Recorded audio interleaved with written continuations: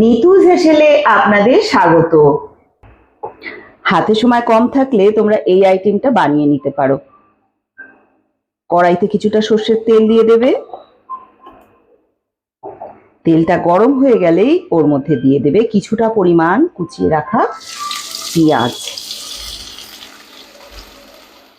তার মধ্যে গোটা গোটা রসুন দিয়ে দেবে, এভাবে একটা শুকনো লঙ্কা এরকম ভেঙে দিয়ে দেবে এভাবে, আর একটা কাঁচা লঙ্কা একটু ভেঙে নিও, না হলে লঙ্কা কিন্তু ভীষণ ফুটবে।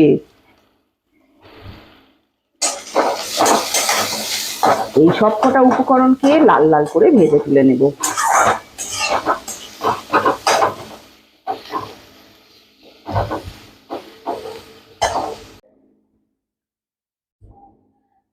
একই কড়াইতে আরো একটু পরিমাণ সর্ষের তেল দিয়ে দিলাম। তেলটা একটু বেশি পরিমাণে দিয়ে দেবে।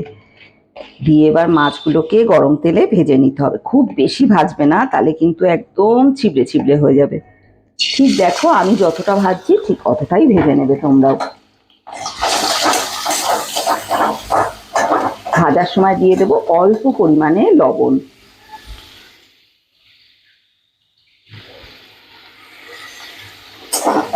অল্প লবণ দিলাম, নাহলে মাছগুলোর মধ্যে একদম লবণ ঢুকবে না কিন্তু।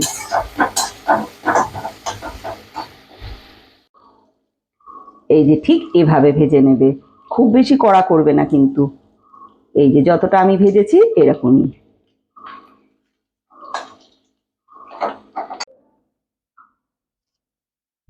অনেক কাজের মাঝে হয়ে ওঠে না সব সময়, তাই না? আমি বুঝি গো। একটু লবণ দিয়ে দিচ্ছি, যেহেতু আমি চিংড়ি মাছ ভাজাতে আগে থেকেই একটু লবণ দিয়েছিলাম। অল্প পরিমাণে লবণ দিলাম, দিয়ে এবার এই চিংড়ি মাছগুলোকেই এই কাঁচা লঙ্কা ভাজা আর এই শুকনো লঙ্কা ভাজা সবগুলোর সঙ্গে একসাথে একটু ভেঙে ভেঙে মেখে নেব।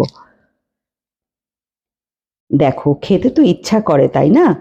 শত কাজের ফাঁকে হয়ে ওঠে না সব সময় এই সকল কাজগুলো, কিন্তু খুব খিচকুটির রান্না কিন্তু এটা মোটেও নয়।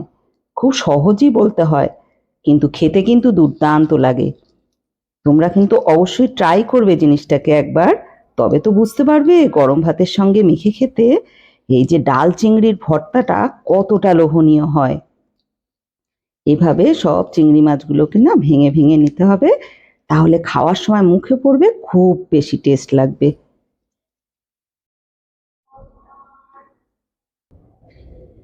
মুসুরির ডালটাকে এভাবে নরম করে সিদ্ধ করে নিয়েছি আগেই।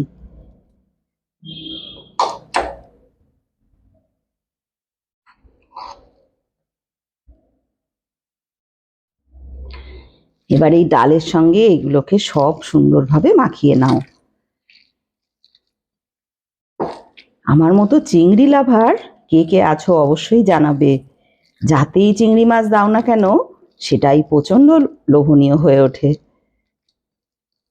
এটা কিন্তু তোমরা চিংড়ি মাছটা পেস্ট করেও দিতে পারো, কিন্তু এই ছোট ছোট টুকরোগুলো যখন খাওয়ার সময় প্রত্যেকটা বাইটে আসবে না, তখন আরো বেশি টেস্ট হয়ে যাবে।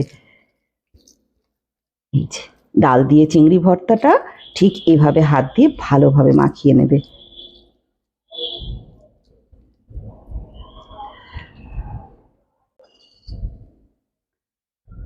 সব ভর্তাতেই কিন্তু সর্ষের তেল দিতে হয়, এখানে কিন্তু আমি সেটা দেব না।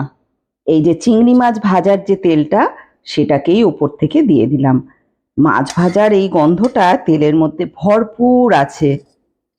আর গরম ভাতের সঙ্গে মুখে তুলে তো আমি পুরো ভাষা হারিয়ে ফেলেছি, এতটা লোভনীয় হয়েছে।